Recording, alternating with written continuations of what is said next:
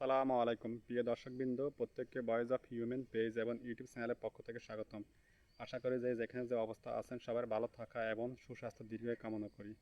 আমি আজকে লাইভে আলোচনা করব সংযুক্ত আরব আমিরাত ৯টি দেশের উপরে যে নিষেধাজ্ঞা দিছে, এই নিষেধাজ্ঞাটা কী কারণে দিচ্ছে আর নিষেধাজ্ঞাটা কখন থেকে শুরু হবে এবং এই নিষেধাজ্ঞাটা কতদিন পর্যন্ত বহাল থাকবে, এসব বিষয়ে আজকে লাইভে আলোচনা করব।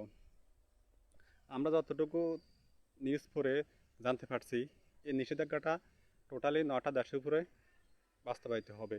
সেটা হবে ২৬ জানুয়ারির মাসের প্রথম থেকে নিষেধাজ্ঞা শুরু হবে। এখন নিষেধাজ্ঞাটা কেন দিছে, কী কারণ দিছে, এখন কোন কোন দেশের উপরে নিষেধাজ্ঞাগুলো দিছে সেটা আমরা এখন জানব। নিষেধাজ্ঞা দেওয়ার মূল কারণ হচ্ছে তারা যেটা বুঝেছে, যেটা বলতে চেয়েছে সেটা হচ্ছে স্বাস্থ্য ঝুঁকি এবং নিরাপত্তা ইস্যুর কারণে। আপনারা জানেন রিসেন্টলি যে মিডল ইস্টের যে অবস্থা, যে অশান্তি, সেটা আপনারা সবাই অবগত আছেন। এসব বিষয়ে তারা বিবেচনা রেখে দুইটা খাতের উপরে তারা বিশেষ বিবেচনার মাধ্যমে এই ৯টি দেশের উপরে নিষেধাজ্ঞা তারা জারি করে।